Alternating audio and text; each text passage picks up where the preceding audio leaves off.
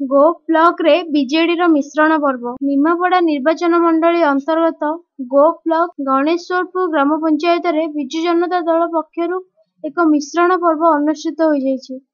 ଦଳର ବିଧାୟକ ପ୍ରାର୍ଥୀ ଦିଲ୍ଲୀପ ନାୟକଙ୍କ ନେତୃତ୍ୱରେ 50ରୁ ଊର୍ଦ୍ଧ୍ୱ ବିଜେପି କର୍ମୀ ସେଠାରେ ବିଜେଡିରେ ସାମିଲ ହୋଇଥିଲେ।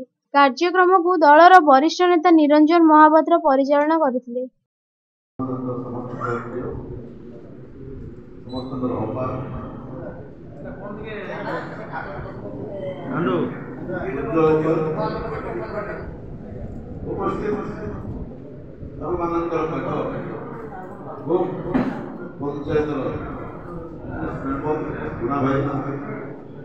उपस्थित ଆପଣମାନଙ୍କର ସମସ୍ତଙ୍କର ସ୍ନେହର ସୌଦାଗର ନିରଞ୍ଜନ ବାବୁ ପ୍ରଦୀପ ବାବୁ ଉପସ୍ଥିତ ମଞ୍ଚରେ ସାମ୍ନାରେ ବସିଥିବା ଗଣେଶପୁର ପଞ୍ଚାୟତ ସମସ୍ତ କାର୍ଯ୍ୟକର୍ତ୍ତା ଯୁବକ ବନ୍ଧୁ ଆଜିର ମିଶ୍ରଣ ପର୍ବ ମିଶ୍ରଣ ରାତ୍ରି এই মিশ্রণ অবসরে ମୁଁ ପ୍ରଥମେ ଶୁଭକାମନା ଦେବି ଆପଣମାନଙ୍କୁ ଏବଂ ଆଶୀର୍ବାଦ ଦୀକ୍ଷା କରିବି।